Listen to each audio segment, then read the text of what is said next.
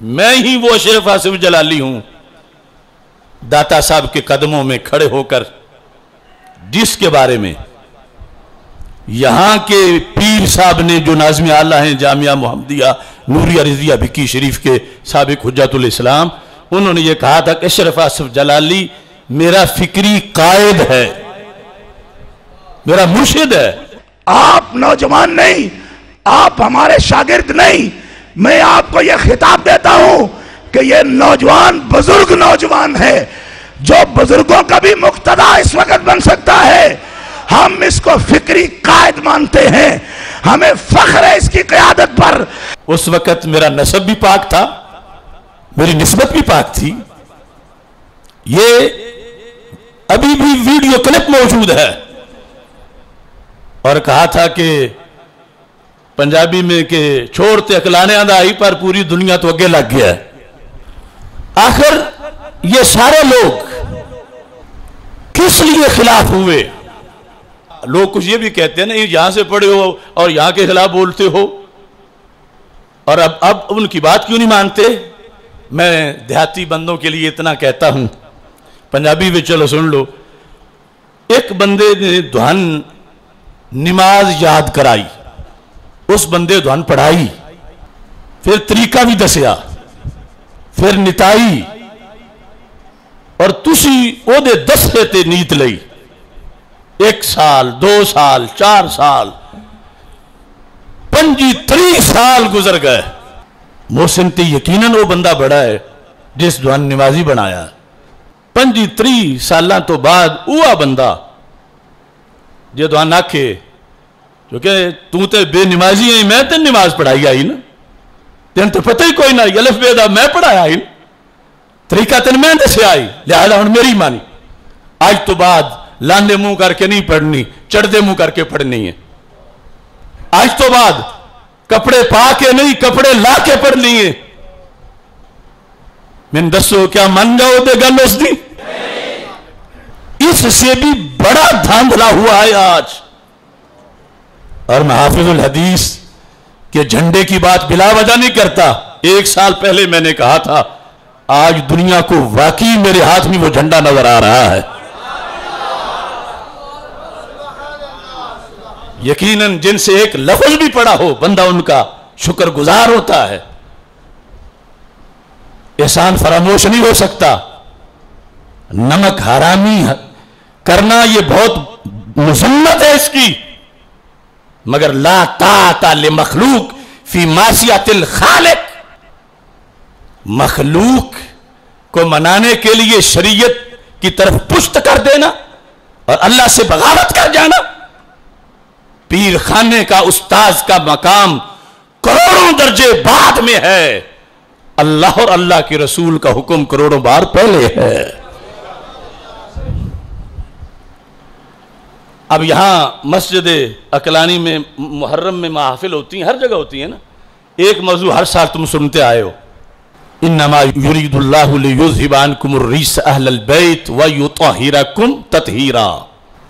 اہل بیت کی فضیلت بتاتے ہوئے تمہیں یہ بتایا جاتا رہا ہے آج تک کہ رسول پاک صلی اللہ علیہ وسلم کی ازواج مطہرات پہلے نمبر پہ اہل بیت ہیں، چونکہ قرآن بات ہی پیچھے اہل بیت کی ازواج سے آ رہی ہے، پیچھے ذکر ان کا ہے، بعد میں ذکر ان کا اس آیت کے بعد۔ ہر جلسے میں تمہیں یہ پکوایا گیا کہ 5 تن پاک جیسے اہل بیت ہیں، یعنی ان میں سے وہ مقدس ہستیاں حسنین کریمین سیدہ فاطمہ الزہرا رضی اللہ تعالی عنہا، حضرت مولا علی رضی اللہ تعالی عنہ، ایسے ہی بلکہ قانون کے مطابق ان سے پہلے قرآن کہتا ہے جہاں بھی اہل کا ذکر کرتا ہے اذ قال موسیٰ لأہلہ، تو سب سے پہلے بیوی کا ذکر ہوتا ہے۔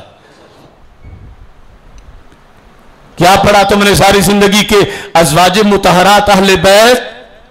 سارے بولو اہل بیت، اہل بیت۔ لیکن اب سبق بدل گیا ہے، ہمارے پاس ویڈیو موجود ہے۔ تو یہ تطہیر جو ہے یہ آل بیت کی ہے۔ اس میں حضرت علی رضی اللہ تعالیٰ عنہ اور حضرت فاطمہ رضی اللہ تعالیٰ عنہ اور امامین حسنین جو ہیں وہ شامل ہیں، اور وہ یہ سے مراد ہے کہ اللہ تعالیٰ نے فرمایا کہ میں نے آپ کی تطہیر فرما دی۔ انما یرید اللہ لیذھب عنکم الرجس اہل البیت ویطہرکم تطہیرا۔ اب بالکل بات واضح ہے کہ اس سے مراد اہل بیت سے مراد یہ حضرات ہیں جن کو حضور اکرم صلی اللہ علیہ وبارک وسلم نے چادر میں لے کے دعا فرمائی۔ اب کچھ حضرات کے شکوک ہیں اور وہ شکوک و شبہات کا اظہار کرتے رہتے ہیں کہ سیاق و سباق کو دیکھا جائے تو پھر اس سے مراد ازواج مطہرات ہیں۔ یہ سارے صیغے جمع مؤنث کے ہیں اور اس سے مراد جو ہیں وہ ازواج مطہرات ہیں، تو لہٰذا آگے جو آیت کریمہ آ رہی ہے تو وہ بھی ازواج مطہرات سے متعلق ہے۔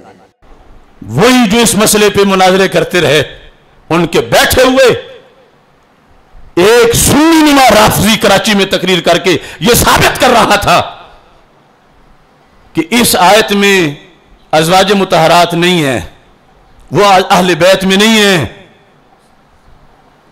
کیوں مرازمین اس وقت کہ ہم نے تو اس پہ مناظرے کیے ہیں، یہ قرآن ہے، یہ سنت ہے، جو بھی بول رہا ہے اس کی زبان پکڑ کے اسے روکا جاتا، مگر اسے داد دی گئی اور کہا گیا اس کی کتابیں پڑھو، بڑا اچھا محقق ہے۔ تم ساری زندگی یہ سبق پڑھتے آئے ہو کہ انبیاء کے بعد علیہم السلام ساری انسانیت میں پہلا درجہ، پہلا نمبر حضرت صدیق اکبر رضی اللہ تعالیٰ عنہ کا ہے۔ دسو پڑھیا یا نہیں پڑھیا؟ تو ہن جیدے کول جا بیٹھے، جیدے قدمہ وچ عبدالقادر شاہ، وہ آدھا اے عقیدہ تے کتی ہے ہی نہیں، اے عقیدہ تے اجماعی ہے ہی نہیں۔ یہ مسئلہ جو ہے ظنی ہے، قطعی نہیں ہے۔ جو قطعی قطعی کہتے پھرتے ہیں، تعصب سے کہتے پھرتے ہیں، ثابت نہیں کر سکے۔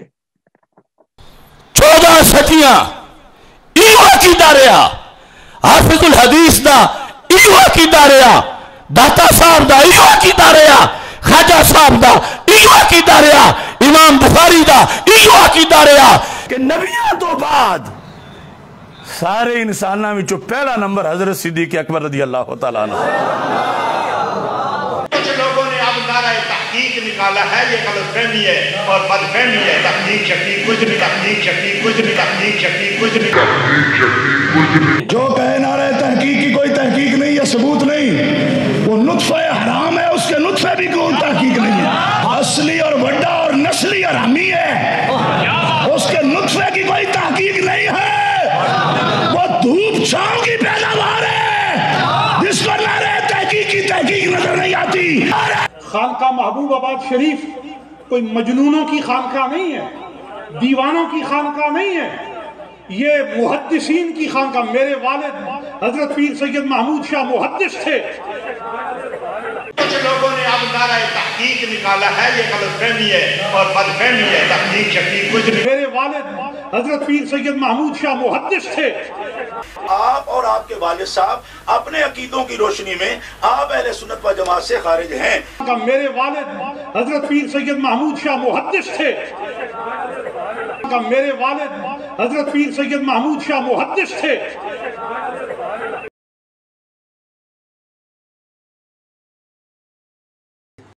ذاتی طور پر میں ان کی علمی اور روحانی وجاہت کا معترف ہوں، علمی اور روحانی وجاہت کا معترف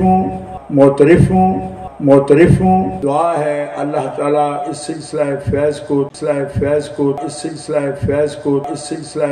کو تا قیام قیامت اور بعد قیامت بھی جاری و ساری رکھے۔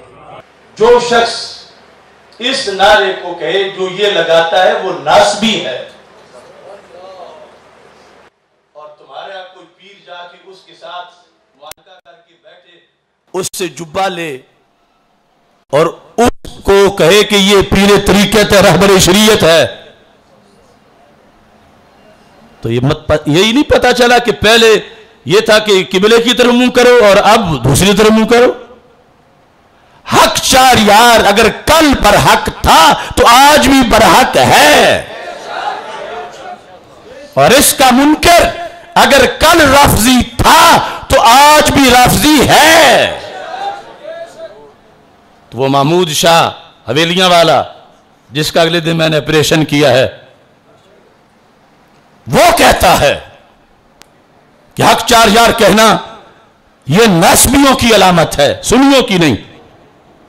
اس کا بیٹا کہتا ہے، اور جو آج جا کے کہے کہ سید صاحب ہیں جو بھی کہیں کوئی بات نہیں، تو پتہ چلا یہ سیادت کی ایک نئی ڈیفینیشن ہو رہی ہے.